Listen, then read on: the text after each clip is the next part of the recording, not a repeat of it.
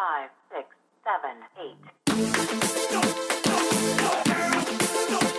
Hi EXers, welcome to the EX Podcast episode number 37. This is your host, Stefan Vincent. I've started this podcast because I believe that companies have to think of themselves as employment brands if they hope to attract and retain talents. The podcast brings a different lens to the employee experience, a brand and customer experience perspective rather than a conventional HR perspective.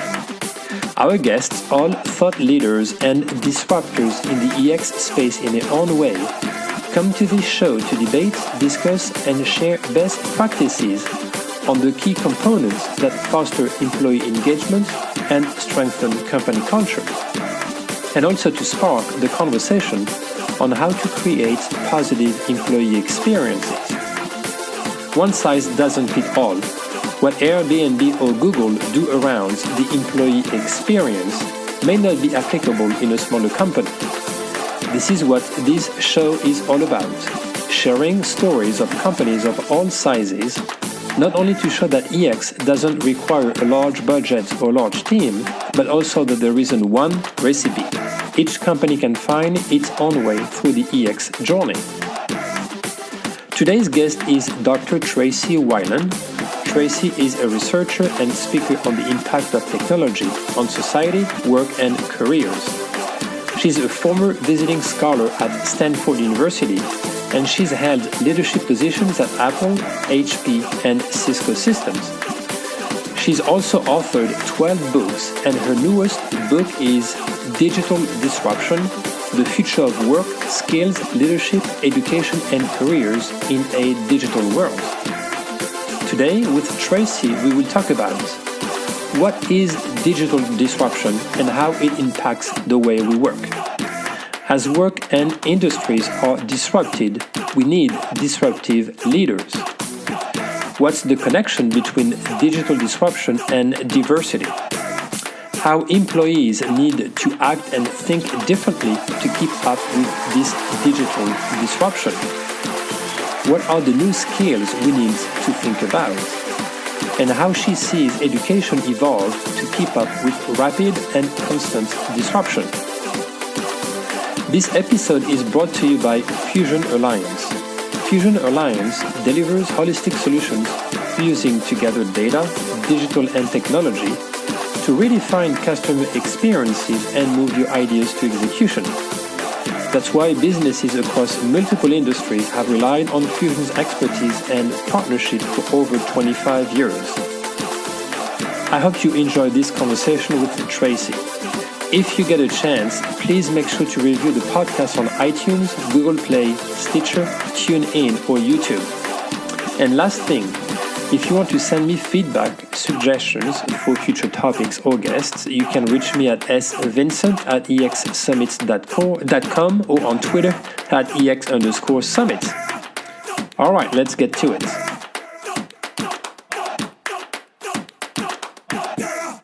Hello everyone, welcome to another episode of the EX Podcast. Very, very excited for today's guest, Dr. Tracy Weiland. Tracy is a researcher and speaker on the impact of technology on society, work, and careers. She's a former visiting scholar at Stanford University, and she's held leadership positions at Apple, HP, and Cisco Systems. She authored about 12 books, and her newest book is Digital Disruption: The Future of Work, Skills, Leadership, Education, and Careers in a Digital World. And it's available for order on Amazon and other book sites. So Tracy, thanks first of all for joining us today. Oh, thank you for having me. So for those who don't know you, tell us a bit more about who you are and what your background is. Sure. So if you go with my background, I grew up on the East Coast in New York and came out to Silicon Valley, right when it was in the middle of the whole computing era. with a non-technical background. So I really had to start all over again, learn technology, and really embrace it. And that's when I learned to love it, because I saw how efficient it was and how necessary it was in our lives. Most of my roles were based in Silicon Valley, had a lot of international travel, and started writing books and researching while going to school at night. And that's where I got my MBA and doctorate, and finally was a visiting scholar at Stanford University, all while working and sort of putting together research, academic, and also business concepts. So let's maybe start with what is the digital disruption that you are talking about in your book? So the World Economic Forum has described that we're in the fourth industrial revolution. It's the digital revolution. There's new digital technologies, and it's disrupting business models, changing the way that we make things and, goods and services. And I view it as very positive, because disruption to me is breaking the status quo and innovating. But it is on top of everyone's mind, because as technology rapidly accelerates, fear also accelerates. So people start to worry about, what is the impact of this on my life or my career or my jobs? And so some people are very innovative in tackling this head on, and some are a little frozen in their tracks and resistant because the pace and the newness is moving so quickly. And so this book and the research is really about how do we help people not get frozen or stuck, but rather see the opportunities for themselves. What impact does it have on work in general? So, I say that, work, I see a lot of disruptions. You can see them. But here are three shifts that I see in the workplace. One is your coworker is going to change. It's either going to be a robot, artificial intelligence, a contractor, a freelance expert. You'll be working probably in some way 24/7 and have virtual teammates. So where people are so used to going to an office perhaps and seeing people from 9 to 5, that whole shift is happening now. The second is that, it's a very competitive world. Because of all these technologies, people can start a global business really off their smart device in less than an hour. And that puts a lot of pressure on employees and work, because you have competition now everywhere. As a colleague of mine says, the competition is not your neighbor or cubicle mate next door. It's really anyone in the world.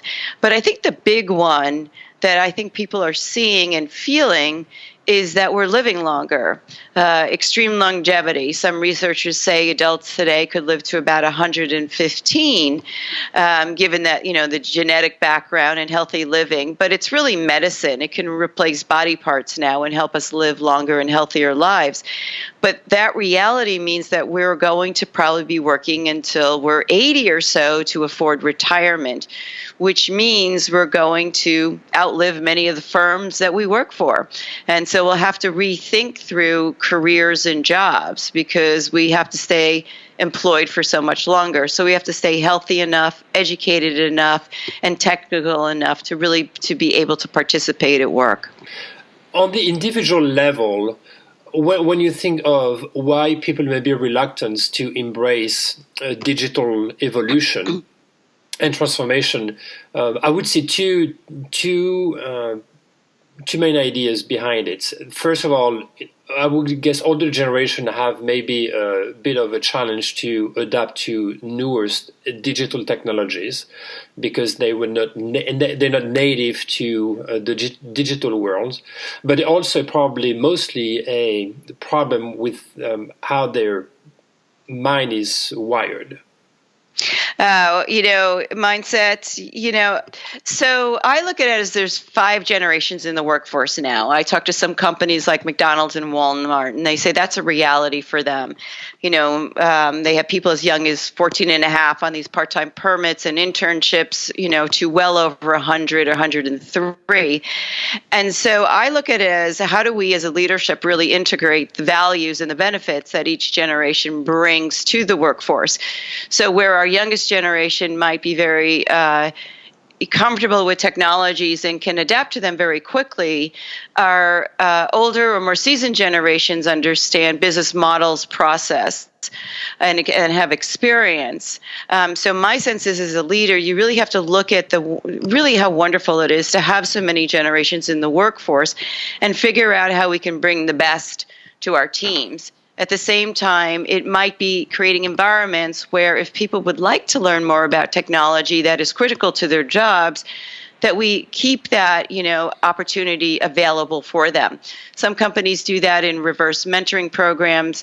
Some have brown bag lunches. Some have one-on-one technology training or classes. So I think it's a reality. I don't think all people resist it, but it is definitely, I myself am an immigrant to technology, and it is more challenging than had I grown up with it. It probably would be easier for me, because to me technology is like a language. The more fluent and you use it, the better you get at it. It's a nice way to put it. So at a business level, do you see all industries being disrupted in the same fashion? Well, if you look at it, many industries right now are in the middle of being disruptive, and things that we took for granted. So for example, transportation. Well, now you have ride sharing. You have the Ubers, the Lyfts, the Junos. Uber is a very large transportation company, but they don't own a car, at least not yet anyway. And that's transformative, because you would never think of that. Airbnb is a large hospitality firm that doesn't have a hotel room. And Amazon is a very large retailer that until recently really didn't have a storefront. So if you think about how these industries, hospitality, transportation, and retail have been changed overnight, it's quite mind-boggling. So coming down the pike, as we all know, are autonomous cars. Well, everyone, took for granted that we always would drive a car, and now the reality is we probably won't be. But the additional reality is that the cars aren't just being made by the automotive industry. The cars are being made by chip makers like Intel, or software firms, or entertainment firms like, Apple. So cars and different products and services can really come out of any industry. And that's unsettling for a lot of people, because you just don't really know where your next competitor is going to come from. No, and so from a management perspective, if work and industries are being disrupted, do we need disruptive leaders? We absolutely do. So the concept of, VUCA, we're leading in a VUCA world: volatile, uncertain, complex, and ambiguous. And that means just that, the disruption can come from anywhere. So I, as a leader, have to be much more agile, much more responsive, and think differently. I have to be strategic, and I have to also develop very entrepreneurial employees, because as a firm is constantly under fire. Some of my executives describe it as being like a first responder. I'm constantly under fire. How am I going to respond and develop my employees to be much more entrepreneurial, or the CEOs really of their own jobs, so that they can grow the job and grow the firm to be very quick on its feet and more responsive to change? So I think some of the things that you can do is really focus on the employees, help them become, much more independent in how they run their jobs, and give them flexibility. Definitely have fiscal discipline. There's risk-taking, but also calculated risk-taking. And also help employees understand, why they're working at the firm and what the shared vision is, so that, they can understand and enjoy the process of learning and working at the firm. And finally, you need to walk the talk. You have to be authentic and have transparent leadership. So there's a lot of ways that leaders can lead differently in a disruptive world. From a company culture perspective, then, what would you suggest leaders or executives to do to not only motivate but also train the employees to be more innovative, to be more entrepreneurial? Yes, and I think what it is you have to have the mindset that succession planning starts in day one. In my research, when I talked to baby boomers and Generation X, when they thought they would be leaders, they automatically said, well, in my 40s, because that's the protocols of the firm. Mm-hmm. But when I ask millennials or Generation Y, when do you think you're going to be a leader? They say, well, of course, in my 20s, because they're growing up in an environment where they see very young CEOs, particularly in the tech sector, and they see themselves in that place. So we have to say succession planning starts at day one. So start it at onboarding. Let each employee understand that they can grow up into leadership roles. They don't have to wait, but they really have to take on the challenge and create their own paths. We as HR executives or managers, we need to create the environment so that they can do it if they have the capabilities and abilities. So companies deal with it in very different ways, but I think the good place to start is really at onboarding.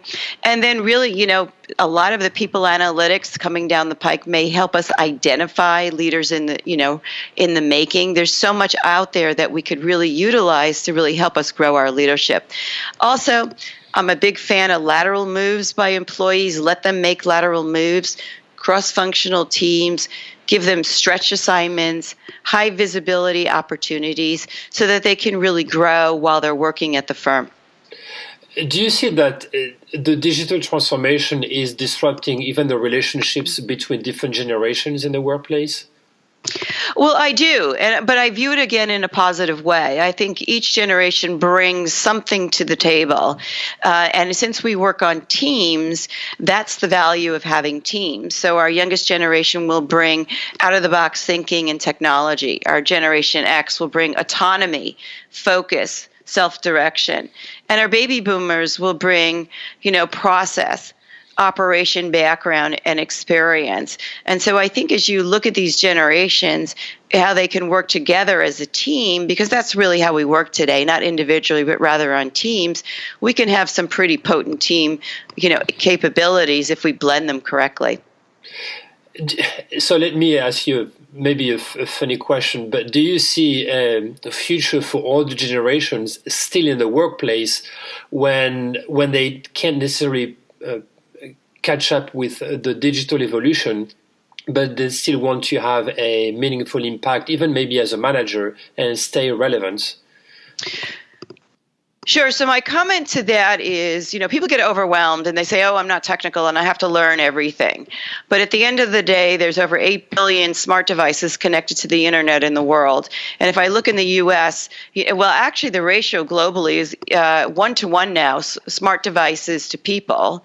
And in the U.S., 3 devices to 1 person. So you can't tell me you're not technical because you're already disruptive. You're already texting. You're already using social media. You're already using your phone and apps in very different ways. You're probably even sleeping with your phone, quite frankly. So when I hear from people that they're not technical, I say because you're overwhelmed. So what you should do is look at your job and learn 2 technologies that make sense to you. So if you're in manufacturing, just learn about robotics and 3D printing. If you're in finance, learn about cryptocurrency and maybe blockchain. If you're in the media, learn about social media and digital marketing. Just pick 2 instead of overwhelming yourself, because let's face it, you already figured out how to use a smart device and you're using many of them. So if you can do that, you're going to be able to learn more. So I think it's more of calm down, pick 2 technologies and then move ahead.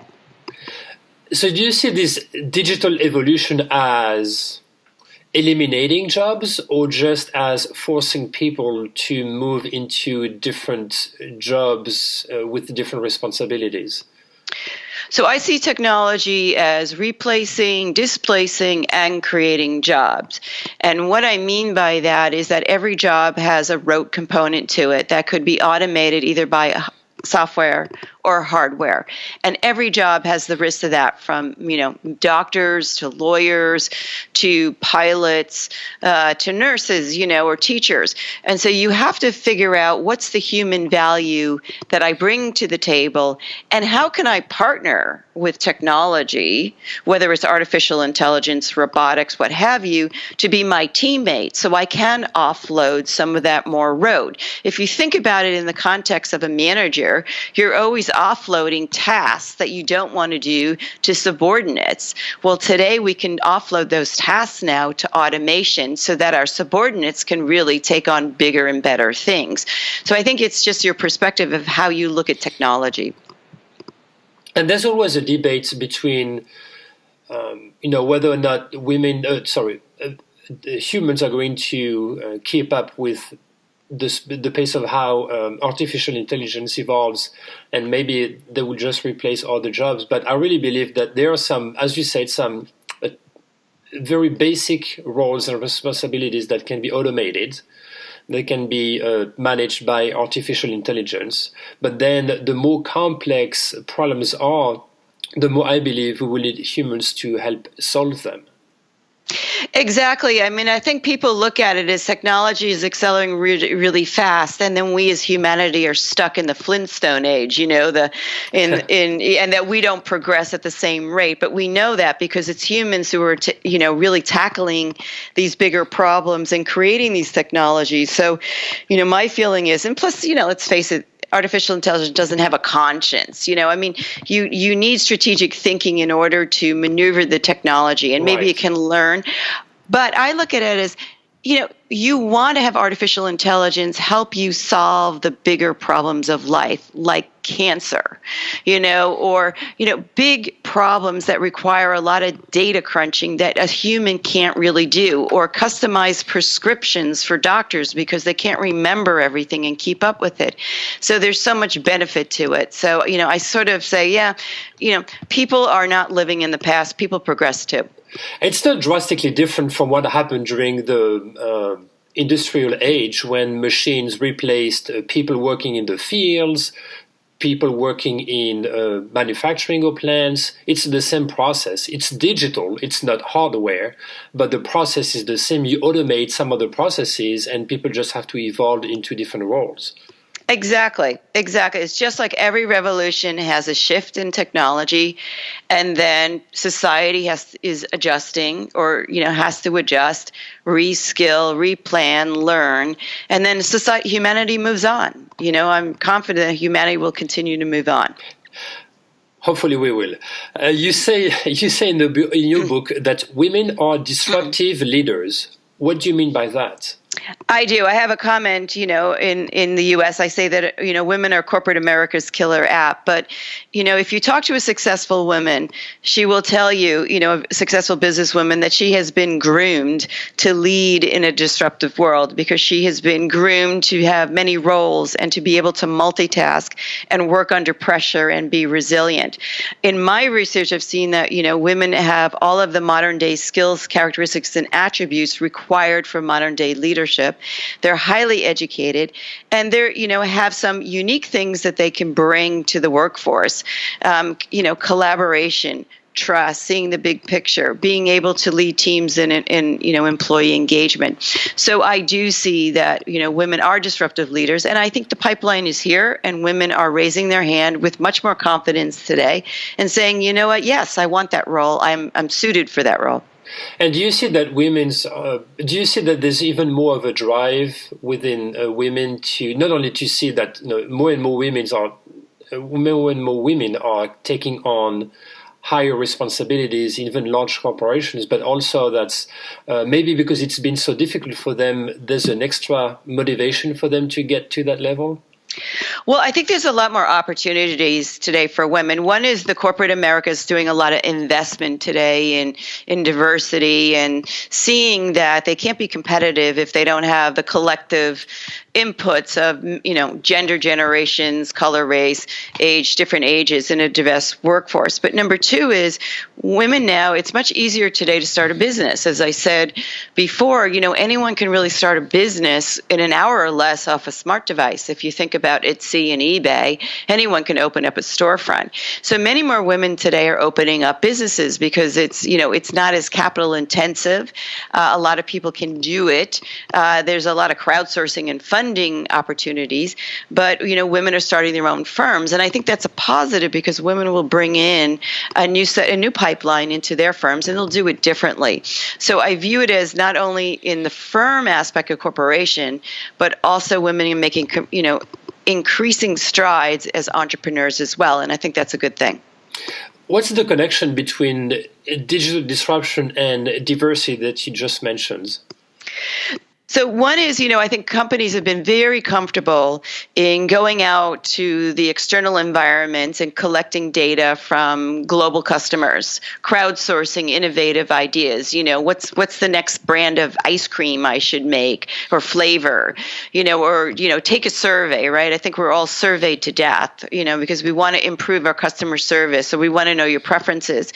But now companies are realizing that I'm going to have to bring that diversity in-house, and that's a big initiative this year for leadership and HR executives is how do I make investments in diversity internally? Technology can help that a little bit because of these people analytics. We can start to scan, hopefully using artificial intelligence, much better than your basic applicant tracking systems, picking out words, but really be able to identify by smart intelligence, figuring out resumes and finding the best fit without an unconscious bias, right? Or going into people's profiles and being able to watch trends and patterns of people who are excelling, but for some reason their manager didn't present them as a high visibility or opportunity or high potential candidate. So I think there's a lot that technology can do to help us remove some of the unconscious biases that we have. So, one is I think there's going to be much more investment in diversity because it is so competitive, and people are going to be looking for skills, experience, and competency. And HR is going right now to a digital transformation that's marketing went through probably 10, 15 years ago, where there's more automation, more customization. And obviously there's a big emphasis on the employee experience and company culture. So how do you see that digital evolution changing the workplace and the HR function? Well, one is HR, executives is they have a critical role, and I think in the past they had a different function. And so today it's really how do I create that entrepreneurial employee? How do I partner with the business leaders or business units even, because some are doing decentralized models now, so that I can really bring the talent to its highest potential. The technology part might be the analytics, so I can identify, up-and-comers. It could also be creating environments where individuals can make many more shifts, moves in their careers internally. Some companies are telling me they have almost like inside LinkedIn kind of platforms now, so that you can be tracked and tagged about different job openings, and also really coaching managers not to hoard an employee. Everybody loves the star employee, but we have to let them go, and saying, you need to have one-on-one dialogues, encouraging the employee to make a move in every 2 to 4 years inside the firm somewhere, and don't penalize an employee for wanting to look out, around the company or corporation for opportunities. So I think there's a lot of ways. It could be just having video casts, creating tutorials or learning, having your own YouTube channel so that employees can always do, self-learning. So there's so many ways I think HR can really help employees today. All right. So that's my next question, actually. How do employees need to act and think differently to keep up with this digital disruption? Well, I think employees need to have the mind share that they need to own their jobs. And so, I would sit down with my employees and say to them in a very candid one-on-one discussion that the job I was employed them for today is not going to look anything the same a year from today. And the reason is because of them, because they need to really take hold of that job and become much more strategic in what do they need to know about the firm, the job, the industry, and how is that job function progressing so that they can take responsibility to bring it to where it needs to be so that a year from today, it's going to look completely different. So it's really being able to set the mindset with your employees that they do need to take an active leadership role in their own positions and bring it in the next level. I also tell employees to make sure you start tracking metrics on yourself. So write down one metric every day. What did you do to increase profit? decrease cost, improve customer service, or establish a new process. Write down one quantifiable metric every day, and at the end of the year, if that's when your performance review is, you have 365 examples that I can quantify and evaluate into revenue. It makes my job as a manager easier, but it makes your job as an employee much easier in being able to show that you are a highly productive and valuable employee, worth of a promotion or worth of a salary increase. And I think that we have to just be much more proactive in helping our employees own all aspects of their job. So it sounds like the role of the company as an organization is to build and set up the frame and some of the processes to allow employees to really own their career and journey through this organization. Yes, and it's to the company's benefit, really, because it's all about the bottom line. I mean, companies need to make money. I mean, that's why they're in business, and they want their employees to stay, and they want them to produce. And so you have to figure out whatever it is in your own corporate environment, how can I make sure or ensure that the employees are working at their maximum productivity levels? And that could mean different things by generation. It could mean different things by country or by business group. But that's where I think the role of HR could be very valuable, is really helping business leaders understand how we can increase productivity. So we're no longer talking about one career path within an organization, but multiple paths. If you think about it today, many CEOs don't just come from one track anymore. They have made many moves around the company, many overseas assignments. They've been giving stretch assignments, like out of their comfort zone, moving from marketing into finance, or moving from a technology business unit into a consumer business unit. If you think about it, you can't be just a one-minded CEO anymore. You really have to have much more strategic view of the world. I'll just give you an example. A CEO was explaining to me that they dropped the ball because they knew their hospitality industry really well, but they didn't know any of the technologies. And so small competitors in hospitality came out of nowhere and really ate their lunch because the CEO didn't have any knowledge of what could be going on outside of the brick and mortar hotels. And so I think it's really important as a CEO that you encourage your employees to make those lateral moves and get those skills and experience so that they can be much more fluent today. Everyone is talking about skills. Are there new skills that we need to think about? Well, in general, you have reading, writing, math, critical thinking, problem solving, and I would say technical fluency, or all of these skills do not go away. But there's different skills that people are talking about that are rising, bubbling up as being more important. So, for example, data, right? So companies or devices are generating so much data. And so now today we need to make sense of the data, right? Yes. And so you have this whole new role now of data scientists. How do we take unstructured data and how do we find trends and patterns? Well, we didn't need that skill in the past, but we need that today. And that's actually creating a whole new job opportunity employment segment. Another one is cognitive data management. If you think about it today, you're getting inputs from everywhere. You're getting phone calls, you're getting text messages, you're getting instant messages, you're getting video calls, your social media is pinging you all the time. And so you have to start to say, okay, how do I, you could be overwhelmed by all those inputs. So how do I manage and filter this so that it's useful for me so I can function, whether in my life or my job? So it might be filtering your emails. It might be telling people you only text me for urgent or emergencies. You instant messaging, we use it in a work environment instead of picking up the phone. So I think you just have to start to think about how do you sort all of those inputs. I think the third one that is might be very useful for people is something called social intelligence. Because of this whole idea that we are in a virtual world and we're also on these teams, when you walk into the room, you have to have the ability today to really read the room and understand what is going on in there so that you know how to respond. And so, do you understand how you're being perceived. And I say to leaders, if you didn't have your title, director or vice president, would people follow you? Or as an employee, if you could be voted on or off a team, what would your colleagues do?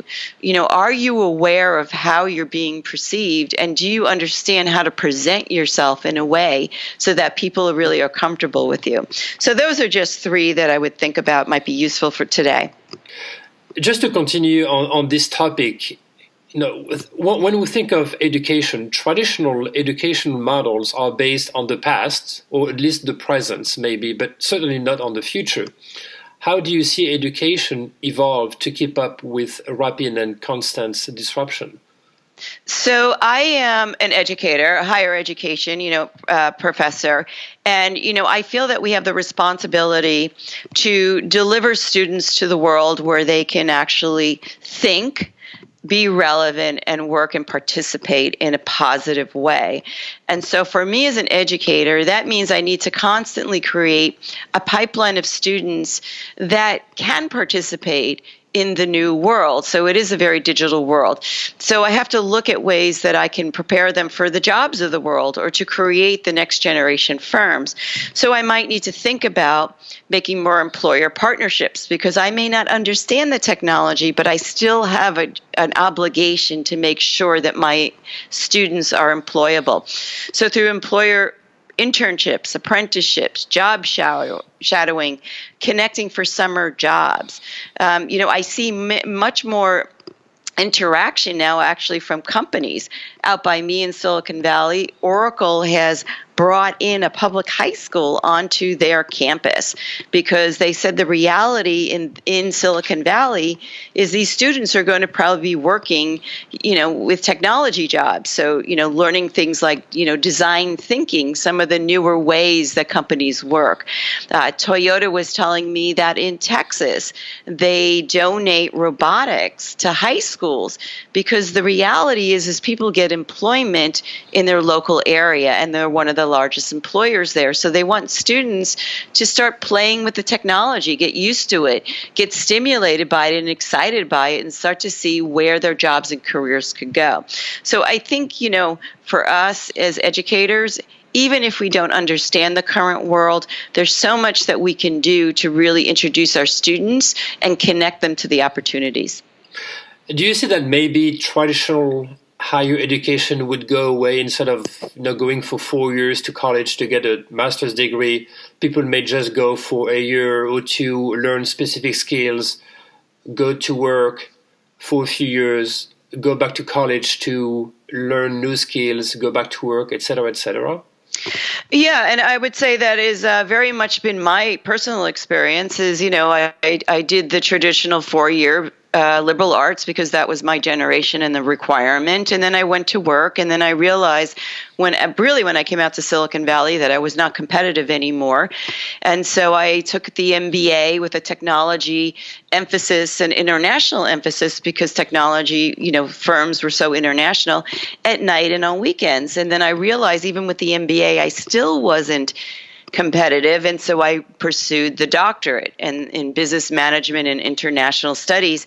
And then, I lucked out by having an invitation by Stanford to start to, look at technologies as a visiting scholar. And so I did all of that while working. And I think that's going to be the reality for a lot of people as you're going to dip back into the higher education system to help you move if you're inclined and motivated from point A to point B. I think a lot of it just depends on your own personal drive and interest in getting to where you want to go. Other individuals will tell you, that they like to work with their hands and the education system is not relevant to them, but apprenticeships, are much more relevant to them. And so it's sort of figuring out what you like to do, that you do well enough to get paid for it, and then what's the path that's, means the most to you to get there. Do you think that companies in the next few years will somehow create or work with institutions to create a customized curriculum for personal development for the employees? Well, I already see that happening. A lot of companies are partnering with school systems to give them, curriculums that is much more targeted, as I mentioned with the Oracles or the Toyotas. The Cisco Network Academy, of course, has been around forever, partnering with education systems to prepare network engineers, and they even have certification programs. Microsoft has been doing it for a long time as well. And so I think we're going to see that continue, because if you have gaps in the workforce where you're not, getting students involved or employed in it, the company will find a way to find people to work in their companies. Right. I mean, that's just the reality is. And so they will take over the education process if education is refusing to do so. And we're getting close to the end, but let me ask you some personal and fun questions before we conclude today. So if you were to invite a historical figure to dinner, who would that be and why? So, I thought about that, and I actually came up with three, and I'll tell you why I came up with three, because again, I live in this world where, one person doesn't do it all. I need to have the collective wisdom. So I came up with Mother Teresa, because I'm just, profoundly, her selflessness, just, her humanity and what she does. Margaret Thatcher, because of her confidence, and Eleanor Roosevelt, because she was just incredibly smart. And so to me, it was more of a collection of the benefits of wisdom that women bring to the table that I would love to learn more about. What was your dream job when you were a kid? I wanted to have my own business. And unfortunately, and so this is the difference of then and today, there really wasn't a way to have your own business, right? I mean, technology really wasn't very pervasive, particularly on the East Coast. The only businesses that people had were family businesses, maybe the family florist or a gas station or something, or a deli. But today you can actually own your own business. So today I do have my own business. I've had my own business now for over 5 years. But I remember I always wanted to have my own business as a kid, and there was just nothing there for me. My parents either worked in the public sector or in a company, so it just wasn't in our family. What's your favorite vacation spot? So that's also interesting. I think the elements I like of a vacation is I like something that has a component of a water view. Not that I have to dive in the water, but I love it's very calming for me to look out, like a lot of people, at oceans and the humidity of the air. So I guess the best place that has that combination near me is Hawaii, and people always say it's so relaxing because it's balmy. But I don't really have any one particular place that I say I have to go back to it every year. In fact, I try to go to as many places in the world as I can, but they usually all have a water element to them. Do you always take something that is very specific or essential to you when you go on vacation? So that's actually a funny question, because I don't go on vacation often, because it's usually integrated, as a rest day from work. But if I did take a vacation, the essential item I would have to bring would be my husband. That makes sense. So you've been all over the place. Is there a place where you like the food the most? Oh, the food the most. Well, I'll tell you a story. My favorite food is actually salad. And I know that people look at me strange when I say that, but I got turned on to that actually in Japan, because that was the first place in the world that actually served salad as an option for breakfast. And I just love salad because of the its colors, the nutrition, the fiber, the vitamins, the whole thing. So I actually would have salad for breakfast, lunch, and dinner. So Japan was the first place that actually offered it as a breakfast item. However, if I would say where is the best salad in the world, well, California has phenomenal fruits and vegetables, pretty much year round. So, if I was going to go somewhere to get a great salad or great vegetables and a variety of vegetables, I would sort of migrate to California or some part in the world that had a lot of vegetation like that. So I mentioned earlier Amazon as a place to find your newest book. Any other places? Sure. So Amazon.com, BarnesandNoble.com. The publisher is Peter Lang. They carry it there. And then you can always visit my website, and you can connect to something to get the book. And my website is TracyWilen.com, which is TracyWilen.com. And we'll share those on the podcast notes as well. Any other place where people can follow you on social media? Oh, yes. Thank you. I'm on LinkedIn, of course, as Tracy Wilen. I am on Twitter as Tracy Wilen. I'm on Instagram as Tracy Wilen. And I'm on Facebook, actually, as Dr. Tracy Wilen. And you can certainly find me in a lot of places. And one last word of advice or wisdom? Well, I think that 2018 is the year of disruption. And, I'm a big fan of people managing their careers. And so I say to people, go take a career selfie this year, which is go take a snapshot of where you are, figure out your goals for next year, and take a focus on it and make a couple of plans for yourself so that you can get yourself employed for life and working until you're, 80 or 90 years old. Well, thank you so much, Tracy, for your insights on how digital is changing the world and the workplace today. Thank you. Thanks for tuning in to the EX Podcast. If you want to learn more, visit our website at expodcast.com. If you want to find out more about our next conferences, go to exsummit.com. Finally, you can also find my manifesto on business to employee or B2E branding at b2ebranding.co. See you next week.